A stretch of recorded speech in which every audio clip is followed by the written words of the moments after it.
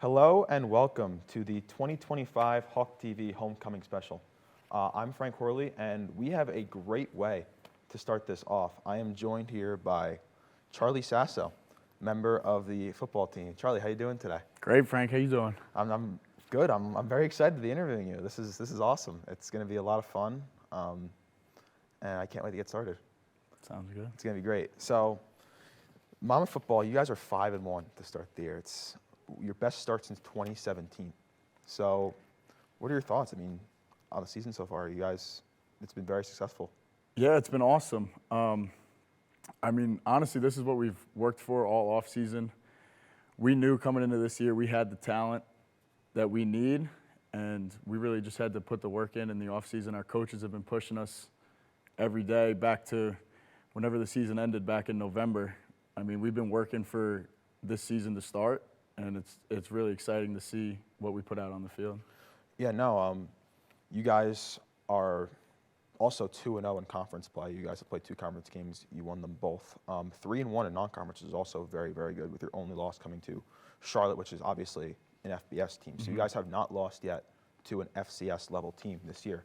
But now you're getting in the conference play. The games get more competitive, obviously, when you get into the CAA. So how do you feel about that? What are your expectations heading into conference play? Yeah, conference play is great. I mean, the CAA brings great talent. Each team has firepower that, you know, Coach Cal tells us every week, those 3 hours that we're on the field, the team that performs better, nobody's more talented than each other. Yeah. It's all about the team that performs better is going to come away with a win. So it's really important that we prepare throughout the week and then put it on display on Saturday. Yeah, no, like you said, the CAA is a very, very competitive conference. Of all like the conferences in the FCS, I feel like the CAA it's very balanced, very, very balanced across the board. You guys obviously had a big win in conference play against Villanova, who is ranked.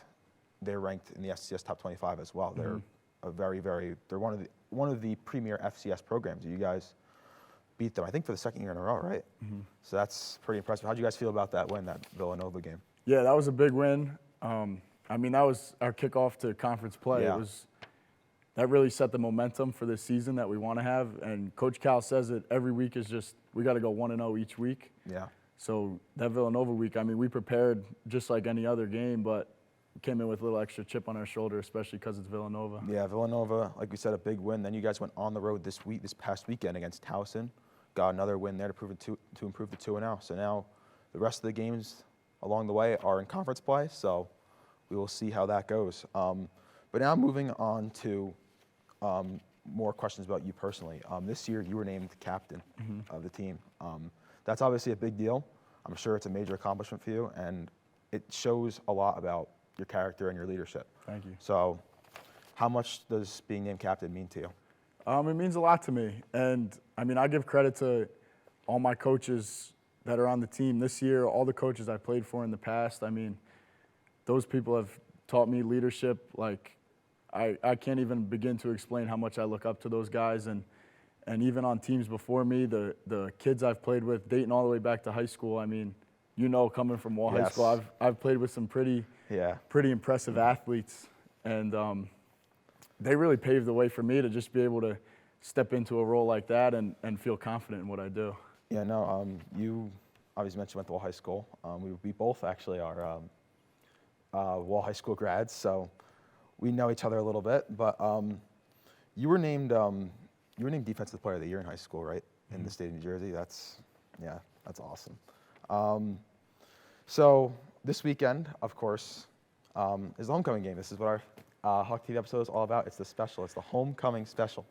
Obviously, homecoming weekend is a big deal for the school. There's a lot of anticipation for it. I can think back, like, go back like a month and think about how much preparation has gone into this weekend. It's not just the football team from across the school. It's a great way for alumni to come back, and it's a really, really fun weekend for the university. So what does this whole weekend, this whole celebration mean to you? I mean, you said it right. It's the homecoming special this is, and to me, it really is special. All the alumni who paved the way for us, they kind of set the standard of what Monmouth football is, and for them to be able to come back in person and see what they left behind and where we have it now, that's really special to me. everything around the game is just great. I love having all the fans there cheering for us and all our families. Our families are great. They travel to every game. They're always there cheering us on, and the support does not go unnoticed. Yeah, no, of course. So yeah, this weekend you guys are taking on the Stony Brook Seawolves.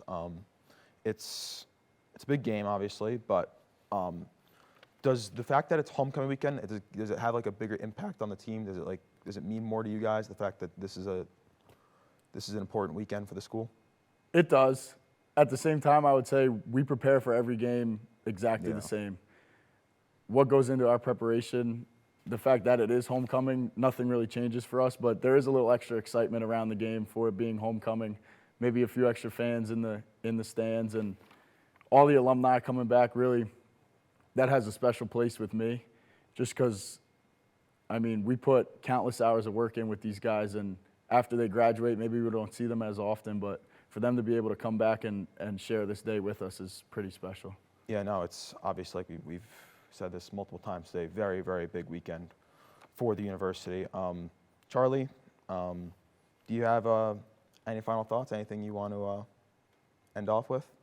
Not really. I mean, I appreciate you guys for having me on. I appreciate all the support from the Monmouth community. I mean, this year has just been special so far, and we're excited to see where it goes. Yeah, no. So thank you once again to Charlie Sasso for coming on and doing this for us. It's greatly appreciated. We got a lot more planned for this special. It's going to be a lot of fun. We have a Man on the Street coming up. We have a pregame show coming up. So stick around and stay tuned. We got more coming up. Thank you so much for watching this segment. We'll see you in the next one.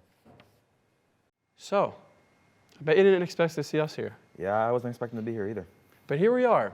And yesterday, we went on a whimsical adventure through Monmouth University, asking people what their plans for HOCO are, if we're winning. I mean, we got a big game this week. I even got a free shirt. Yeah, it was awesome. Look at this. It's pretty great. awesome. We were joined by our friend Tara D'Alessio, who unfortunately could not be here to record this intro with us, but she was great. She did a great job, as you'll see in this upcoming segment. It breaks my heart just thinking about it that she's not going to be here with Terrible. us. Really is devastating. But we're not going to waste your time because we know what you want to see. So we're going to send it to us yesterday on the street. So Nat. Yeah? Do you think that you could take Shadow the Hawk in a fight? I'm terrified of mascots, so no. They're really scary. Not at all? You don't think you'd land a single punch? Maybe I would. I just don't want to be anywhere near it. It's kind of terrifying. Yeah, smile every day. Always something to smile about. Always something to smile about. That's my saying. I love that. I think Tara needs to smile more too. But it's hard to do that when the Phillies suck, right? So we're going to be walking over into the stew. We're going to find out who's really spirited and who really loves their school. Let's go. All right, what's going on, everybody? I'm going to stop you where you are. I'm going to start with you over here. What is your favorite Monmouth memory? Probably Springfest. It's always a blast. Are we homecoming fans over here? How are we feeling about this weekend? So excited. All right, love to hear it. What are we looking forward to, like, with this upcoming game? Like, it's going to be a blowout, I think. So what do we think? They're probably going to win. They've been really good this season. Love to hear it. Love to hear it. All right, we'll see you at the game this weekend. Yeah. All right, later. Where's Dean? Have we lost Dean Heidel? Already? Dean Heidel. There's Dean Heidel. Oh, I found someone. I found somebody over here. Oh, you look so pissed. What's wrong, Tim? Hi, Frank. How you doing? How you doing? I'm good, Tim. How are you? I'm okay. You ready for homecoming this weekend? Of course. You excited? Yeah. You have any plans? Yeah, I'm gonna hang out with my bros, you know? That's great. That's great. You excited for the game this weekend? Are you going to go to the game? Of course I'm gonna go to the game. Think we're going to win? Of course. Stony Brook sucks. Who am I here with? Michael. So what's your tailgating red flag? Tailgating red flag. Not wanting to go to the tailgate. What is one professor you think would be so much fun at a football game with? Professor Buzzo, because he was a party animal, and he said that. Look who I found here, guys. Welcome to the Student Center. How you doing, Courtney? I'm doing so great. Good. I'm glad to hear that. You excited for this weekend? I'm so excited. You excited for homecoming? I am very excited. What are your plans? Tailgating, of course. That's great. That's great. You think we're going to win this weekend, football team? Questionable. Questionable? You know we're ranked number 9 in the country right now? We are? Number 9. It's wild. So, So on a scale of 1 to 10, how confident are you that Monmouth's going to get a win this weekend? I'm very confident. I have a lot of pride, and I feel like our team always comes in and brings in their best work. So I have full confidence. I'm sadly not going to be here this weekend for the game, but I'll be rooting for everybody. Can you give us a fit check of the new homecoming apparel this year? Oh, I can. Yes, I'd love to. So here's the shirt. We have our amazing Shadow the Hawk right there with our Monmouth homecoming logo there. And then this year's theme is Y2K. So we have a little rewind with a CD.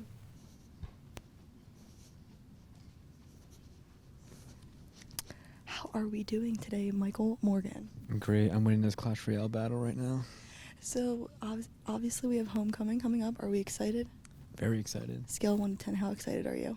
10 because I'm 21. You excited for homecoming? Yeah, I'm really excited for homecoming. Scale 1 to 10, how confident are you that we're winning this weekend? 12. Ooh, a 12. Why a 12 and not? That's really high. Mom was hitting national championship. Book it. National championship. Okay. That's high aspirations. I'm breaking and entering. I'm sorry. I have a question for you. What's your favorite memory at Monmouth? Oops. Hawk TV. Woo! Hawktober. You working right now?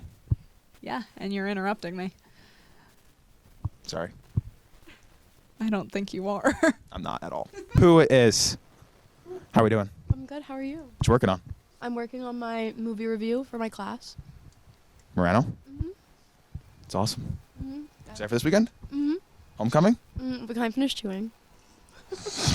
Okay. On a scale of 1 to 10, how confident are you that we're going to win this weekend? Can you remind me who's playing? The Monmouth Hawks and the Stony Brook Seawolves. Okay, like on a scale of 1 to 10? Yeah. I'd give it like a 6, 7. Oh, Yes! I was waiting for someone to say it, and here comes up clutch. Oh my God, guys. That's me. All right, so who am I joined with here today? Andrew Conklin. There you go. So, I mean, you're on the team. You're on the football. How confident are you that you're getting a win this week? Man, I don't really talk a lot, but I'm confident. You know, y'all saw what happened last year, so. Number 9 team in the nation. How we feeling? Pretty juiced up. Pretty juiced up about it. man. Let's go, man. Go Hawks. Okay, so unfortunately, I heard that you were leaving Monmouth. Yeah, I am leaving Monmouth. Unfortunately, I will miss everyone. So what is your parting favorite Monmouth memory? Ooh, that's a good question. I would have to say maybe my first day here was my favorite memory because I was introduced to how unhinged our FSL community can be, but also how sweet and caring they are, and they really welcomed me with open arms, and they kind of didn't even make me feel like I was new. They just kind of made me feel like I was a part of the family from the very beginning. So yeah. So what's the best advice that a Monmouth alum gave you? Just to get involved, honestly take risks and make the most out of your experience here. So, what is your favorite Monmouth memory? I'm gonna go with Springfest. It's a good one. Springfest is a lot of fun. Yeah. Thank you guys. Yeah, of course. We're going to make our way over here to someone who looks like they're enjoying their sandwich very much. All right. Oh my. So, are you an alumni or current student? I'm a grad student. All right, are we excited for homecoming this weekend? What's the vibe? Absolutely. 10 out of 10. All right, so who am I joined with here today? Joe George. All right, so what's the best piece of advice a Monmouth alumni gave you? I'd probably say cherish every moment and don't look back. Guys, look at this. I found my little. Look at this guy. What's up, Jack? So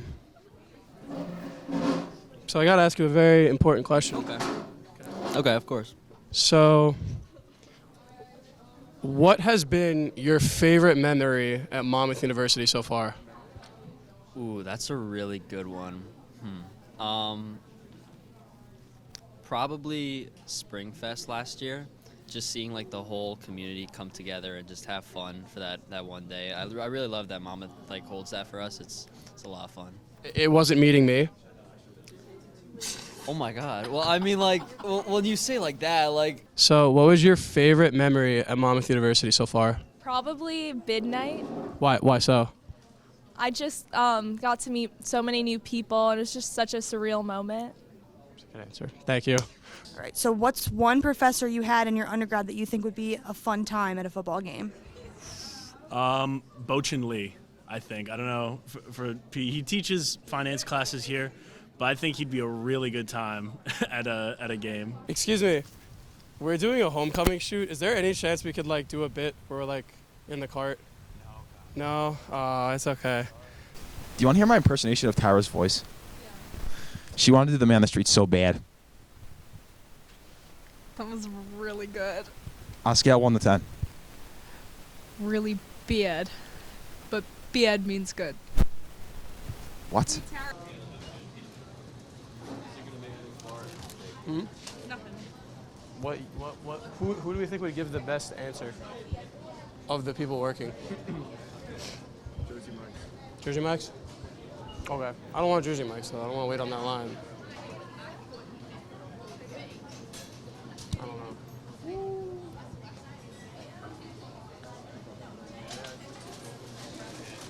Excuse me, can I ask you guys something? Yeah. All right, how confident are you guys that Monmouth's getting a dub this weekend for football? Very confident. 100%. Pretty confident, yep. Scale of 1 to 10. 10. 10. 10. I like these guys. They got good energy. Appreciate y'all. Okay, so who am I joined with here today? I'm Chloe. So, I know that the common thing is that we break into your apartment, and we can't do that, unfortunately, this year. So, I guess we have to make do and interview you here. So do you think you could take Shadow the Hawk in a fight? Oh, absolutely. I don't think that bird brain stands a chance. So we've returned to home base. Frank, how do you think we did today? I think we did fantastic. Lost Miss D'Alessio on the medal, but, we still managed. We did okay. And we thank all of you lovely listeners for tuning in to our Homecoming Special 2025. Everyone's all amped up about the game, and you should be too. Number 9 team in the country. It's going to be great. And we will see you in the next segment when we go more in depth about the homecoming game and how good Monmouth has been this year. We'll see you there. Hello, everyone, and welcome to the final segment of the 2025 Monmouth University Homecoming Special. I'm joined here with, as Luke would say, some of the great ones here. The great ones, baby. Nick Giantonio, Luke Molesky, and Frank Horley. So we have a lot to talk about. Monmouth football is the best it's been in a very, very long time. An action-packed season. It's been great. 5-1 for the first time since 2017. One of the best offenses in the entire nation. The best. I mean, how are we offense in the feeling? nation. How are we feeling, guys? I mean, I think there's only one way to feel, and that is ecstatic. I mean, you talk about having the best offense in the nation. They have the best team right now, top to bottom, on an offensive scale. It's not like it's one guy. Like, it's not just Derek Robertson. It's everybody across the offense, from top to bottom, from the line to the skill players, that is making this team shine right now. It's incredible to see. Yeah, this team is by far the #1 offense in the nation right now. It's really not even close. 554 yards per game, that's #1 in the nation. 384 passing yards per game, that's #1 in the nation. 25 passing touchdowns, that's #1 in the nation. And 176 first downs, that's #1 in the nation. And let's not forget Derek, number 12, Robertson, #1 quarterback in the nation, bringing home that Walter Payne Award this year to West Long Branch. Yeah, there's a lot of buzz around this football team. I've been here for, this is my 3rd year, I'm a junior now, and there's never been more excitement in a football team than this year by far. They are 5-1. Their best start, I mentioned it in the interview with Charlie, it's their best start record-wise since 2017. That 2017 team went 9-1 to start the season. They had an incredible start. This team looks really good. They're averaging well over 40 points per game. It might even be more than 45 points per game at this rate. But the Hawks are flying high right now, and the expectations have never been higher for this team. Yeah, I mean, this is a team that, since we've all been here, we're all seniors. Of course, you're a junior. This is, without question, one of the most talented teams that we have seen in our time of being here. That specific number, 44.6 points per game. I mean, that's just an insane It's a ridiculous number. I mean, Yeah. I know there's a lot of points that fly in college football, but that is unheard of. I mean, we haven't seen that in a very, very long time. But they've got a tough opponent coming up They in do. Stony Brook. This is going to be a tough game. Stony Brook is 3-3, but all 3 games that they've won, they have won in blowout fashion. This is a tough team that they're going to be playing. No, 100%. And there's no team right now that Monmouth can sit here and just, I think, fully get the feeling going into game week that they can just steamroll an opponent. There's always kind of a buzz. With Stony Brook, the buzz is real with this team. They're 3-3, but they have a team that loves to run the football. They have 3 different quarterbacks for that specific reason. They have a really good running back as well. It's not a team you could just look over, and everybody wants to get behind the whole idea of it's homecoming and you want to give yourself a good opponent, so you can celebrate and this, that, and the other. But this is a legit opponent that they've got coming after them, and you get that ranking of top 10 in the country now. You got to make sure you keep rolling with that, and you don't look past Stony Brook. Yeah, I don't think you could look past any team in the CAA conference. All these teams are competitive. All these teams are very good. The last time out, when Monmouth played Stony Brook, it was last November. It was a late game. Monmouth won that game 55-47. And I'm sure we expect to see somewhat of the same type of high-scoring offensive game coming up on Saturday. But Derek Robertson threw for 536 yards with 3 passing touchdowns. And Monmouth as a whole, that's when they were running with the 3 running back set, and Rodney Nelson, Makai Green, and then it was Sone Ento at the time. They had 114 rushing yards with 2 touchdowns that game. They led at one point 42-27 during that game. It gave up a few points. Wouldn't be surprised if that is something that we do see come Saturday.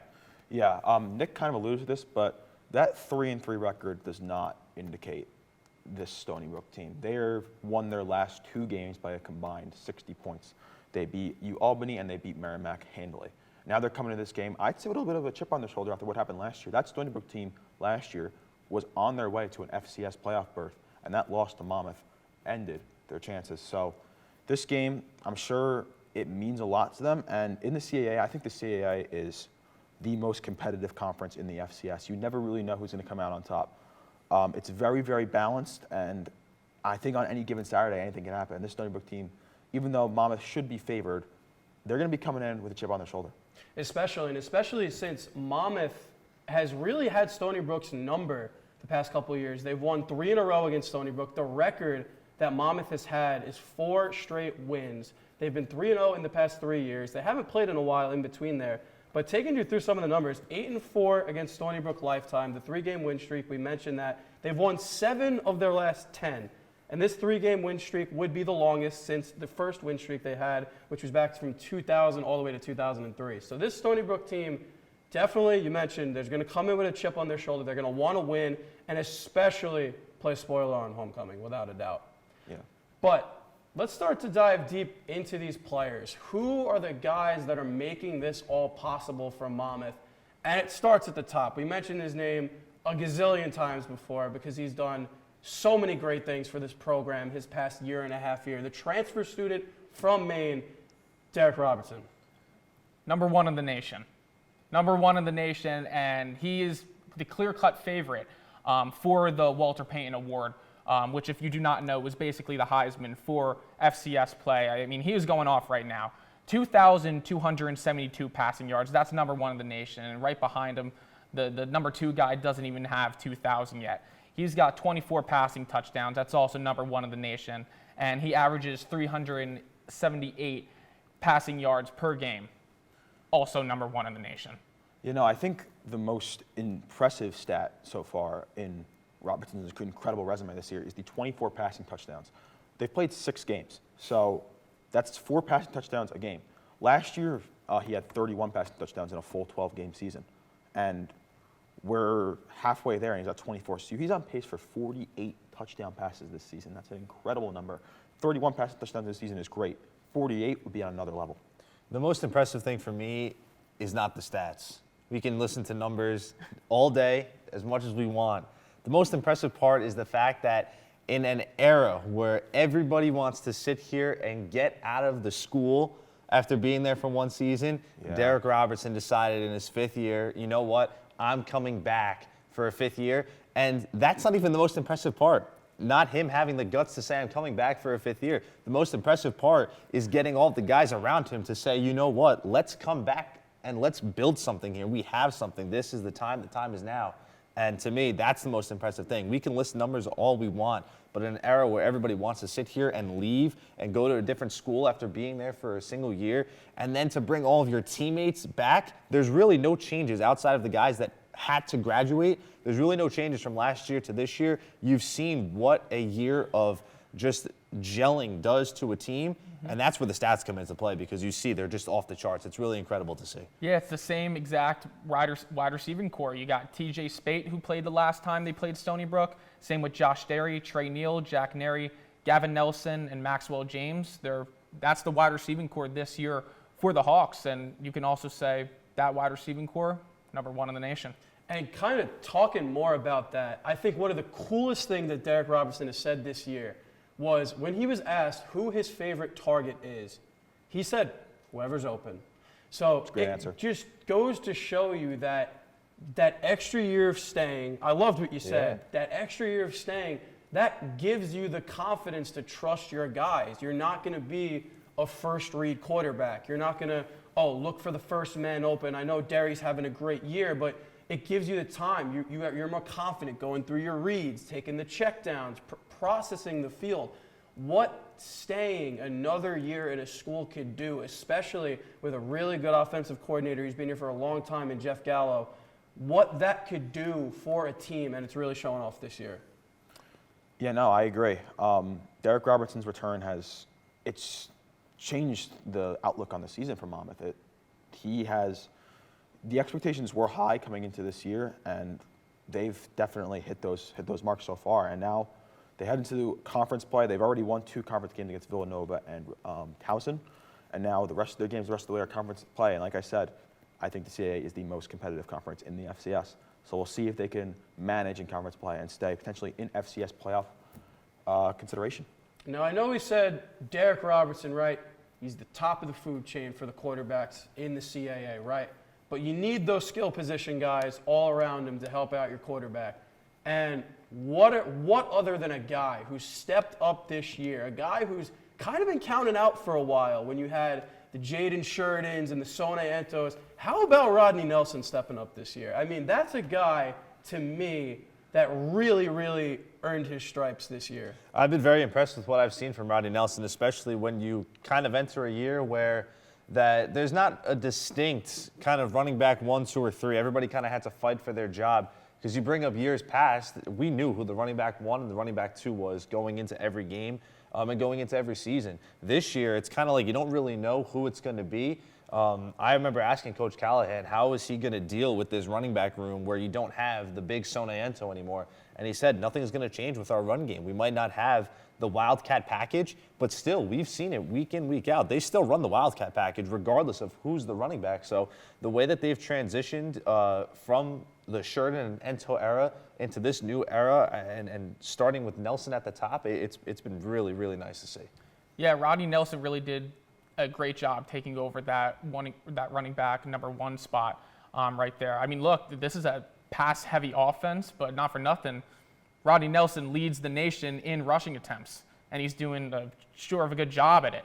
Maybe his rushing touchdowns are a little low because they do like to run that Wildcat offense, which does work great with Elijah Jennings getting that snap in the backfield. They almost hit it almost every single time they do run that. But yeah, it really has been great stuff, and not just Rodney Nelson, but also Elijah Jennings and then Mekhi Green, who's been here for a good while now. Yeah, no, I think it's very impressive that a team can be explosive in the pass and the run, and this Monmouth Hawks team can do both. Rodney Nelson, in the game against Delaware State a few weeks ago, he got over 30 carries in that game.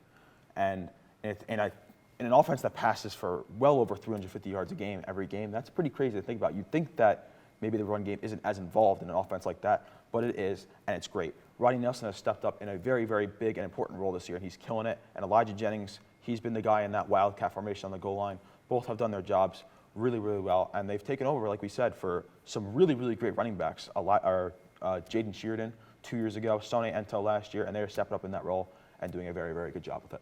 Absolutely. And with a great offense, you need a good, sturdy defense to complement that. Defense wins championships, tale as old as time. And Monmouth, I mean, the numbers show that it might be a little bit shaky, but they really have shored things up later in the games. There's a lot of guys on the defensive side of the ball that have shown up to be really, really good playmakers this year. No, I think the biggest concern going into the season was Monmouth's defense. And when you talk all about their offense, putting up 46 points a game or whatever the specific number is, your concern is, well, can the defense put up and hold up less than 46 points? They've been able to do that so far this season.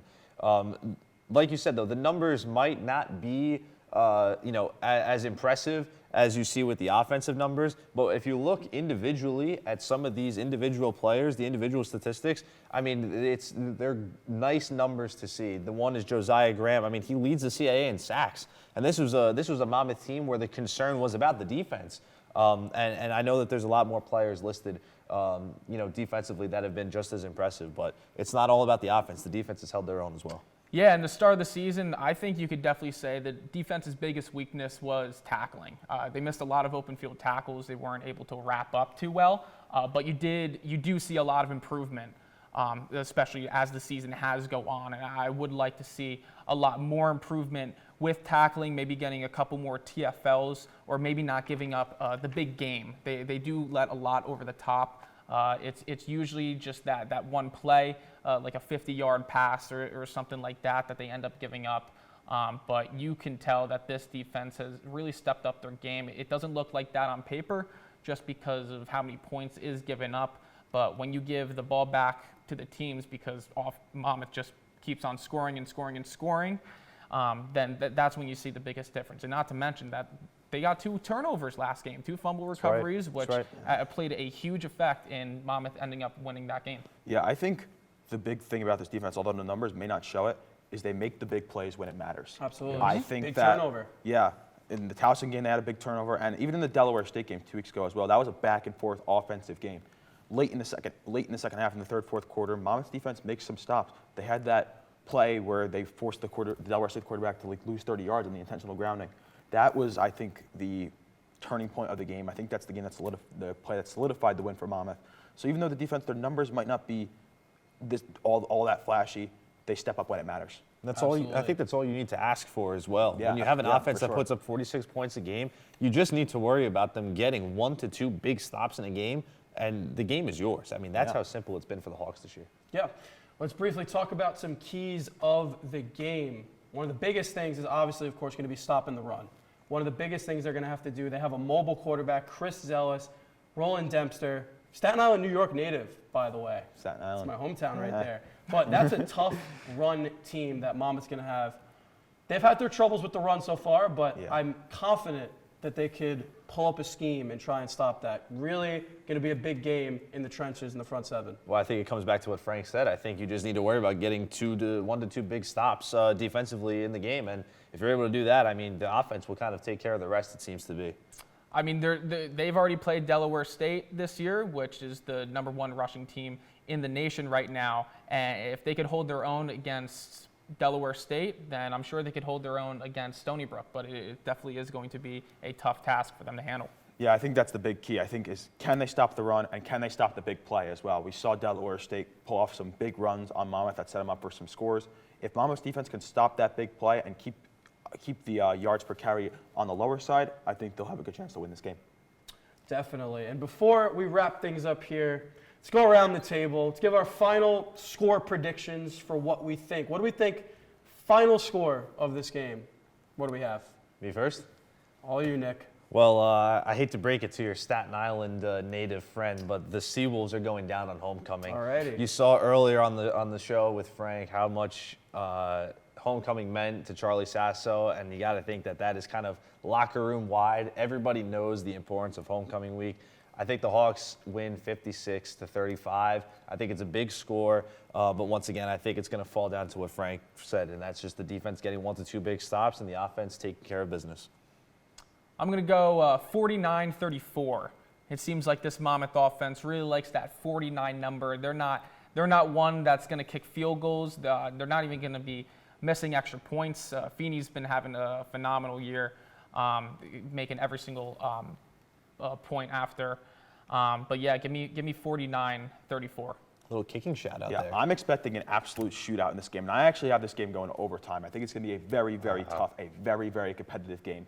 A back and forth affair. Both teams will score 40-plus points. But in the end, Monmouth pulls it out with a 48-42 victory. Wow. So you have a last-minute I do. touchdown. I have an overtime win, 48-42. Electric. Electric way to end homecoming. For my final score, I'm going to go 45-31 Monmouth. I think it's going to be really, really tight early in the game. I think Stony Brook's going to run the ball really well. They're going to run a lot of read option plays. And it's going to kind of stump the defense at first, but I think they're going to settle down. And then you just can't stop this offense. I think Monmouth eventually is going to run away with it. 45-31, that's my final score. But thank you, gentlemen, for coming on for this panel discussing all things Monmouth football. Really excited to end the shoot off here. Thank you all for listening on this 2025 edition of our Homecoming Spectacular. We will see you after homecoming, and have a happy homecoming, Monmouth University. Take care.